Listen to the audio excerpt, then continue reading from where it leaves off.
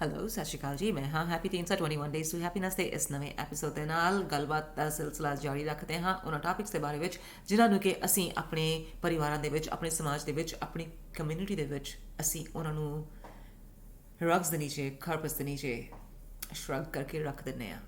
ਉਹ ਟਾਪਿਕਸ ਨੇ ਆਪਣੀ ਇੰਡੀਵਿਜੁਅਲਿਟੀ, ਉਹ ਟਾਪਿਕਸ ਨੇ ਮੈਂਟਲ ਹੈਲਥ, ਉਹ ਟਾਪਿਕਸ ਨੇ ਟਾਕਸਿਕ ਫੈਮਿਲੀਜ਼, ਉਹ ਟਾਪਿਕਸ ਨੇ ਟਾਕਸਿਕ ਫੈਮਿਲੀਜ਼ ਤੋਂ ਪਰੇ ਜਾਣਾ, ਉਹ ਟਾਪਿਕਸ ਨੇ ਅਬਿਊਜ਼ ਤੋਂ ਪਰੇ ਹੋਣਾ। ਇਹਨਾਂ ਸਾਰੇ ਟਾਪਿਕਸ ਨੂੰ ਗੱਲ ਕਰਨ ਦੇ ਵਾਸਤੇ ਬਹੁਤ ਹੌਸਲਾ ਚਾਹੀਦਾ ਹੈ। So thank you so much for your survival stories. ਇਹ ਮੈਨੂੰ ਬਹੁਤ ਹੀ ਹੌਸਲਾ ਦਿੰਦੀਆਂ ਨੇ।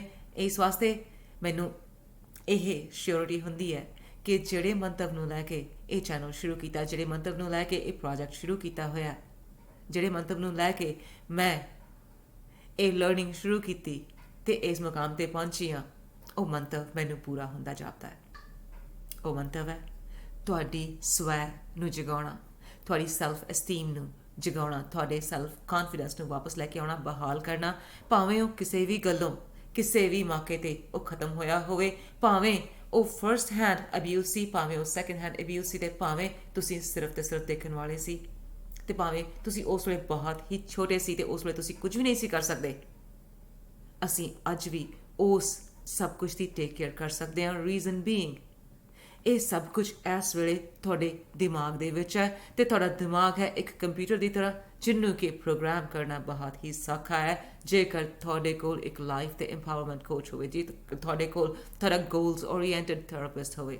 ਉਹ ਥੈਰੇਪਿਸਟ ਜਿਹਨੂੰ ਕਿ ਆਲਰੇਡੀ ਇਹਨਾਂ ਸਾਰੀਆਂ ਪ੍ਰੋਬਲਮਸ ਦੇ ਬਾਰੇ ਵਿੱਚ ਜਾਣਕਾਰੀ ਹੈ, ਜਿਹਨੂੰ ਕਿ ਆਲਰੇਡੀ ਜਿਹਦਾ ਪੈਸ਼ਨ ਹੀ ਆਪਣੇ ਸਮਾਜ ਦੇ ਵਿੱਚੋਂ ਇਹਨਾਂ ਪ੍ਰੋਬਲਮਸ ਨੂੰ ਦੂਰ ਕਰਨਾ ਹੈ। ਸੋ ਇਸ ਵਾਸਤੇ ਕਿਉਂ ਨਾ ਅਸੀਂ ਇਹਨਾਂ ਪ੍ਰੋਬਲਮਸ ਦੀ ਗੱਲ ਕਰੀਏ, ਇਹਨਾਂ ਪ੍ਰੋਬਲਮਸ ਦੇ ਸੋਲਿਊਸ਼ਨਸ ਦੀ ਗੱਲ ਕਰੀਏ। ਇੱਕ ਚੀਜ਼ ਹੋਰ, ਆਪਣੀ ਜ਼ਿੰਦਗੀ ਦੇ ਵਿੱਚ ਜੇ ਚੇਂਜਸ ਲੈ ਕੇ ਆਉਣੀਆਂ ਨੇ ਨਾ, ਅਤੇ ਉਸ ਵੇਲੇ ਇੱਕ ਚੀਜ਼ ਹੋਰ ਬਹੁਤ ਜ਼ਰੂਰ ਕਰਨੀ ਹੈ। ਉਹ ਇਹ ਹੈ ਕਿ ਤੁਹਾਡੇ ਰਿਐਕਸ਼ਨਸ ਨਾ ਹੋਣ, ਰਿਸਪੌਂਸਿਸ ਹੋਣ। ਬਾਕੀ ਹੋਰ ਦੁਨੀਆ ਭਾਵੇਂ ਜੋ ਮਰਜ਼ੀ ਕਰਦੀ ਹੋਵੇ, ਪਰ ਤੁਸੀਂ ਉਹ ਕਰੋ ਜੋ ਸਹੀ ਹੈ। ਜਦੋਂ ਤੁਸੀਂ ਉਹ ਕਰੋਗੇ ਜੋ ਸਹੀ ਹੈ ਤਾਂ ਜਿਹੜੀ ਸੰਤੁਸ਼ਟੀ ਤੁਹਾਨੂੰ ਮਿਲੇਗੀ ਨਾ, ਉਹ ਸੰਤੁਸ਼ਟੀ ਤੁਹਾਨੂੰ ਇੱਕ ਲਾਈਟ ਹਾਊਸ ਬਣਾਏਗੀ। ਲਾਈਟ ਹਾਊਸ ਕਿਉਂ ਬਣਨਾ ਹੈ? ਕਿਉਂਕਿ ਬਹੁਤ ਵਾਰੀ ਅਸੀਂ ਜਾਂ ਸਾਡੇ ਪਰਿਵਾਰ ਵਾਲੇ ਜਾਂ ਸਾਡੇ ਆਪਣੇ ਬੱਚੇ ਜ਼ਿੰਦਗੀ ਦੇ ਹਨੇਰਿਆਂ ਦੇ ਵਿੱਚ ਹੁੰਦੇ ਨੇ, ਜਿਸ ਵੇਲੇ ਰੌਸ਼ਨੀ ਚਾਹੀਦੀ ਹੁੰਦੀ ਹੈ, ਅਤੇ ਉਸ ਵੇਲੇ ਉਹ ਰੌਸ਼ਨੀ ਅਗਰ ਉਹਨਾਂ ਨੂੰ ਆਪਣੇ ਮਾਂ-ਬਾਪ, ਆਪਣੇ ਆਲੇ ਦੁਆਲੇ ਦੇ ਵਿੱਚੋਂ ਪ੍ਰਾਪਤ ਹੋਏਗੀ ਤਾਂ ਉਸ ਤੋਂ ਵਧੀਆ ਹੋਰ ਕਿਹੜੀ ਗੱਲ ਹੋਏਗੀ। ਜਿਸ ਵੇਲੇ ਆਪਾਂ ਆਪਣੇ ਦਿਨ ਦੇ ਵਿੱਚ ਚੇਂਜਸ ਲੈ ਕੇ ਆਉਣੀਆਂ ਹੁੰਦੀਆਂ ਨੇ ਨਾ, ਉਦੋਂ ਇਹ ਮੇਕ ਸ਼ੋਰ ਜ਼ਰੂਰ ਕਰਨਾ ਹੁੰਦਾ ਕਿ ਅਸੀਂ ਆਪਣੇ ਦਿਨ ਦੇ ਵਿੱਚ ਜੋ ਕੰਮ ਕਰ ਰਹੇ ਹਾਂ ਉਹਨਾਂ ਦੇ ਵਿੱਚ ਵੀ ਚੇਂਜਸ ਜ਼ਰੂਰ ਲੈ ਕੇ ਆਈਏ। ਤਾਂ ਉਹ ਫਿਰ ਕਿੱਦਾਂ ਕਰਾਂਗੇ?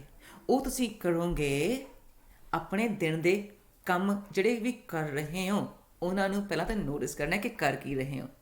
ਫਿਰ ਇਹ ਦੇਖਣਾ ਕਿ ਇਹ ਜਿਹੜੇ ਵੀ ਕੰਮ ਕਰ ਰਹੇ ਸੀ ਇਹਨਾਂ ਦੇ ਨਾਲ ਜੇ ਤੁਹਾਡੀ ਰੂਟੀਨ ਸਹੀ ਨਹੀਂ ਬਣ ਰਹੀ ਜਾਂ ਚੇਂਜਸ ਕੋਈ ਵੀ ਜ਼ਿੰਦਗੀ ਦੇ ਵਿੱਚ ਨਹੀਂ ਆ ਰਹੀਆਂ, ਤਾਂ ਫਿਰ ਕਿੰਨਾ ਚੀਜ਼ਾਂ ਨੂੰ ਕਿੱਥੋਂ ਟਵੀਕ ਕਰੀਏ।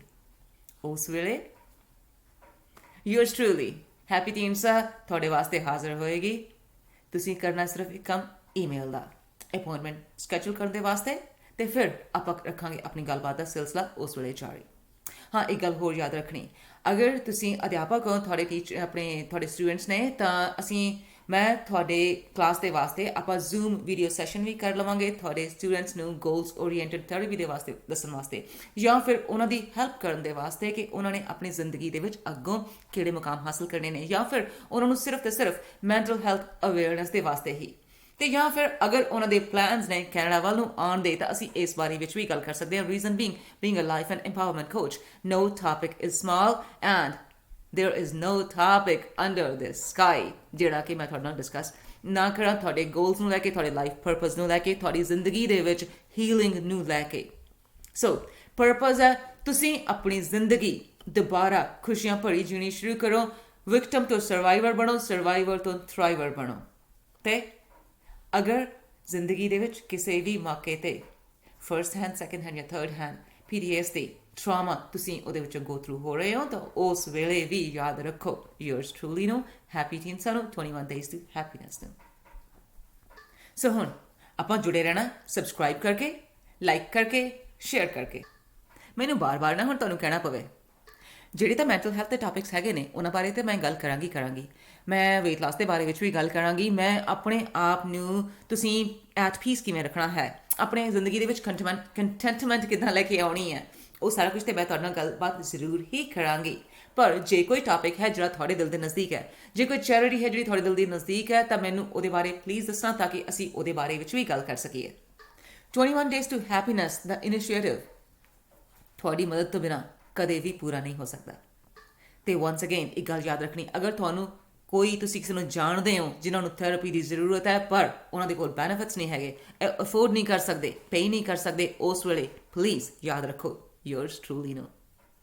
ਹੈਪੀ ਟੀਨ ਸਾਨੂੰ ਮੈਨੂੰ ਮੇਰੇ ਪੇਜ ਨੂੰ, ਮੇਰੇ ਫੇਸਬੁੱਕ ਨੂੰ ਜ਼ਰੂਰ ਸ਼ੇਅਰ ਕਰਨਾ। ਵਾਂਸ ਅਗੇਨ ਮੈਂ ਕੋਈ ਐਡੀ ਤਾਂ ਬਾਹਰ ਹਸਤੀ ਹੈ ਨਹੀਂ ਕਿ ਮੈਂ ਕਹਾਂ ਕਿ ਮੈਨੂੰ ਫੋਲੋ ਕਰੋ, ਪਰ ਯਾ ਪਲੀਜ਼ ਇਸ ਮੈਸੇਜ ਨੂੰ ਜ਼ਰੂਰ ਸ਼ੇਅਰ ਕਰਨਾ।